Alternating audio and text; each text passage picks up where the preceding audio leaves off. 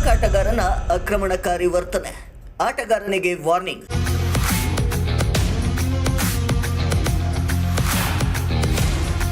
ದೋಹಾದಲ್ಲಿ ನಡೆದ ಭಾರತ ಎ ವಿರುದ್ಧದ ಪಂದ್ಯದಲ್ಲಿ ಪಾಕಿಸ್ತಾನಿ ತಂಡದ ಆಟಗಾರ ಸಾದ್ ಮಸೂದ್ ಆಕ್ರಮಣಕಾರಿ ವರ್ತನೆ ತೋರಿದ್ದಾನೆ.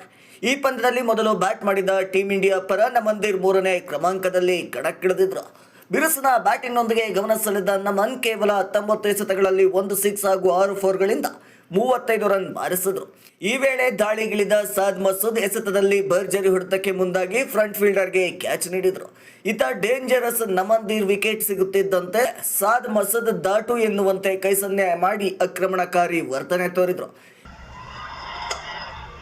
In the air, straight to the fielder. Masood strikes.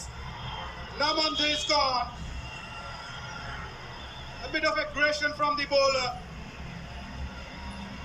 India lost their second. Big wicket for Pakistan A. ಇದರಿಂದ ಕುಪಿತಗೊಂಡ ನಮನ್ದೀರ್ ಕೂಡ ಕಣ್ಣಲ್ಲಿ ಕಣ್ಣಿಟ್ಟು ನೋಡುತ್ತಾ ಪೆವಿಲಿಯನ್ ಕಡೆ ಹೆಜ್ಜೆ ಹಾಕಿದ್ರು. ಸಾದ್ ಮಸೂದ್ ಅವರ ಈ ದುರ್ವರ್ತನೆಯನ್ನ ಗಮನಿಸಿದ ಫೀಲ್ಡ್ ಅಂಪೈರ್ ಮೊದಲು ಎಚ್ಚರಿಕೆ ನೀಡುತ್ತಾ ಇಂತಹ ಆಕ್ರಮಣಕಾರಿ ವರ್ತನೆಯನ್ನ ಪುನರಾವರ್ತಿಸದಂತೆ ವಾರ್ನಿಂಗ್ ಮಾಡಿದ್ರು.